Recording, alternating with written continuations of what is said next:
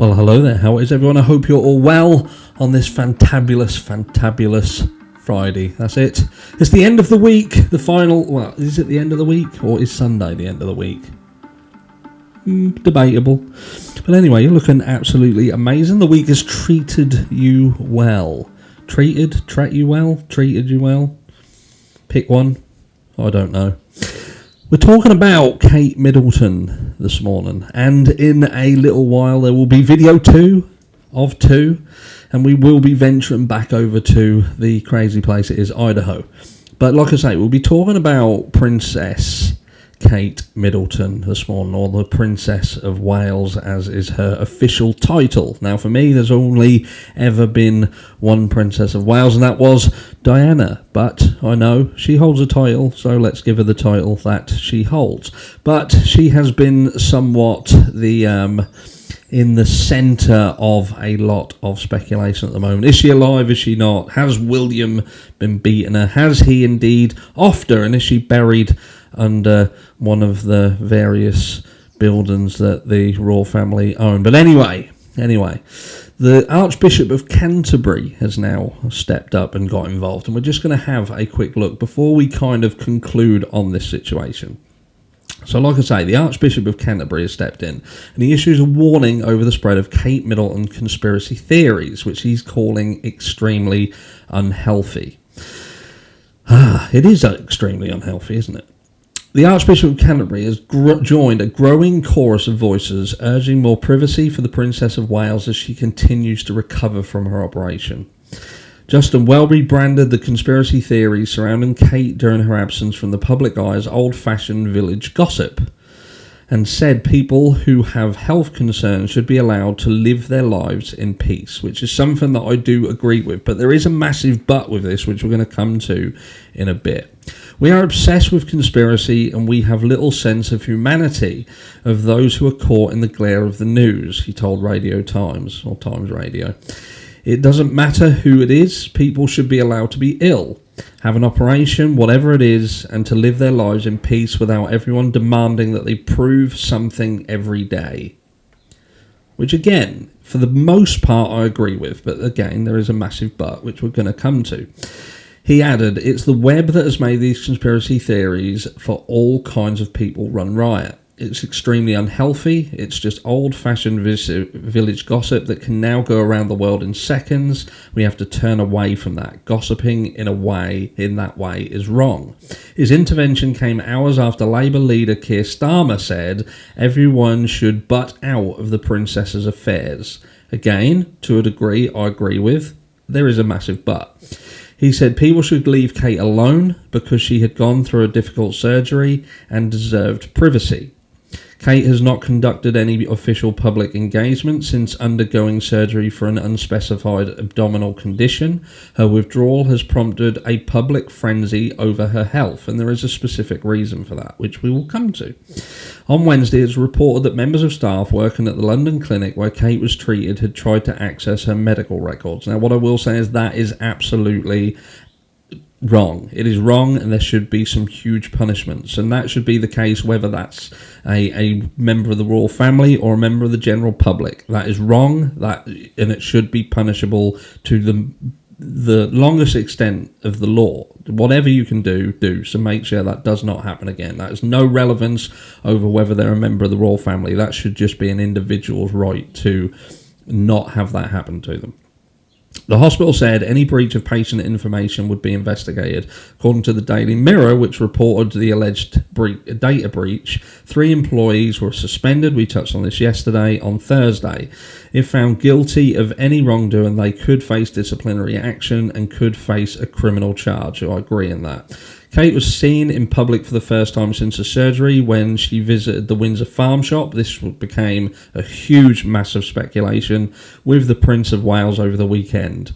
Footage showed her smiling and walking with William with her hair down, wearing a black jacket and leggings and carrying a large white bag. I don't see the relevance in that, but the Windsor farm shop is a short drive from their Adelaide cottage home in the grounds of Windsor Castle. That's not Adelaide in Australia, by the way. That's Adelaide in the UK. But the sighting, which came after the Mother's Day photo editing row, only served to fuel conspiracies about the princess and her health. Kate is understood to be targeting Easter weekend for a soft return to life in the public eye. So there's going to be a lot of people who look fucking stupid when that happens. But palace aides have been discussing with Kate the possibility of her walking to church on Easter Sunday to join other family members for the annual Easter Matins service, which takes place at St George's Chapel in Windsor, according to the Times. Newspapers said a team of palace officials was working to manage the messaging around Kate's return to make her transition back to work as smooth as possible. Her Easter weekend appearance would be followed by a break with her children during the school holidays, with a more permanent return to public duties penciled in at the start of the new school term, it is claimed. Kate and William's children will return to Lambrook School in mid-April. King Charles was also admitted to the London clinic in January for treatment of an enlarged prostate. He was later diagnosed with an unspecified form of cancer and has also stepped back from his public duties to undergo treatment. Queen Camilla has been helping out with public duties while the King continues his course of treatment. We wish him the absolute best of health and a quick and swift recovery. On Thursday, she visited Belfast, where she entered shops on the Lisburn Road and talked with the locals in the Northern Ireland capital. We'll skip this because this just goes on to talk more about that. And this is about Kate Middleton, Princess of Wales. The be-all and end-all is this, and that is that you can't avoid the conspiracy theorists. We deal with that in the true crime niche all the time. And what generally perpetuates this is people's misunderstanding of an obligation. Now, when there is a crime, like let's say in the Idaho 4 case, for instance, we see a massive amount of speculation around the surviving roommates. And that was perpetuated by the surviving roommates disappearing from the public eye. Which JLR touched on. I've touched on this previously. That fuels the fire. Because at the end of the day, you've got the public's interest in a crime. You know that there's two people who happen to be literally within